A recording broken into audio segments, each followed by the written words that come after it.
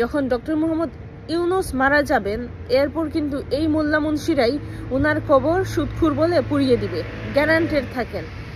গতকাল দেখলাম যে বীর মুক্তিযোদ্ধা মঈনুদ্দিন খান বাদলের কবরে আগুন দেওয়া হয়েছে। মানে মানুষ কত নীচ হলে, কত পৈশাচিক হলে এই ধরনের নোংরা কাজ করতে পারে। তার মানে এদের কাছে আসলে জীবিত মানুষের জীবনের কোনো মূল্য নেই। তারা যেভাবে মৃত মানুষের কবরে আগুন দিচ্ছে, তার মানে যদি জীবিত মানুষ হয় সেটাও তাদের কাছে কোনো ম্যাটারই না। এতটুকু ঘৃণা তাদের। তো যেটা বলছিলাম যে আমরা দেখতে পাচ্ছি আসলে মঈনুদ্দিন খান বাদলের কবরে আগুন দেয়া কিন্তু ওই যে শুরু থেকেই বলে আসছি, 5 আগস্টের পর থেকেই বলে আসছি যে বর্তমানে যারা ক্ষমতায় আছে, বর্তমানে যারা দায়িত্বে আছে, তাদের কিন্তু ক্ষোভটা বাংলাদেশের মুক্তিযুদ্ধ নিয়ে শুরু হয়েছিল, বাংলাদেশের ভাস্কর্য ভাঙা নিয়ে, এবং সেই ভাঙা কিন্তু থেমে থাকেনি এখন পর্যন্ত। ভাস্কর্য ভাঙতে ভাঙতে হিন্দু সম্প্রদায়ের মূর্তি পর্যন্ত ভাঙা হচ্ছে, এবং এই মুহূর্তে এসে নতুন আরেকটা শুরু হয়েছে গতকাল থেকে, যে কবর পুরানো। তার মানে এই কবর পুরানোটা কি মানে প্রতিষ্ঠিত হয়ে যাবে? মোহাম্মদ ইউনূস কি কবর পুরানোর শাস্তি দিবেন, নাকি সেটাকে উনি প্রতিষ্ঠিত করে ফেলবেন?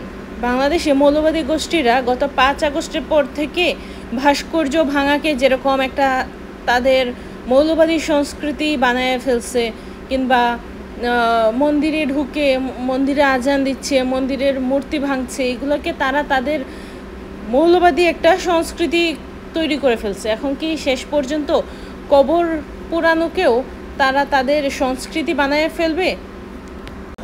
এই সরকারের কাছে আমার কোনো চাওয়া নাই, কোনো প্রত্যাশা নেই, কারণ প্রত্যাশা রাখার মতো কোনো কাজই ইউনূস করেননি।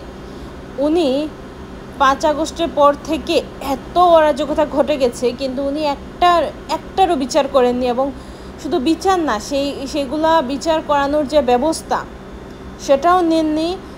এত পুলিশ হত্যা হয়েছে সেটা নিয়ে ওনার কাছে ওনার মুখ থেকে আমি এখন পর্যন্ত কোনো কথাই শুনিনি, বরং আমি বারবার শুনেছি সেই দেশদ্রোহী ছাত্ররা, দেশদ্রোহী মানুষগুলো যারা 5 আগস্টের আগে মারা গিয়েছে, ওনার মুখে আমি শুধু তাদের কথাই শুনতেছি। কিন্তু এরপর যে এত পুলিশ মারা গেল, এবং ভয়ঙ্কর নৃশংসভাবে এত পুলিশকে মেরে গাছের সাথে ঝুলিয়ে ফেলা হলো, শুধু পুলিশ না, সাধারণ মানুষ, হাজার হাজার মানুষকে ধরে তারা মানে ভয়ঙ্করভাবে শাস্তি দিচ্ছে, সেগুলা নিয়ে কিন্তু মোহাম্মদ ইউনূসের একটা বক্তব্য আমি শুনিনি।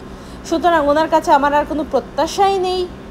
তারপর যদি এই কবর পুরানোর সংস্কৃতি, এত ঘৃণ্য একটা কাজ, এইগুলো যাতে বন্ধ হয়, যদি এগুলো আজ বন্ধ না হয়, তাহলে যখন ডক্টর মোহাম্মদ ইউনূস মারা যাবেন, এরপর কিন্তু এই মোল্লা মুন্সিরাই উনার কবর সুদখুর বলে পুড়িয়ে দিবে, গ্যারান্টেড থাকেন।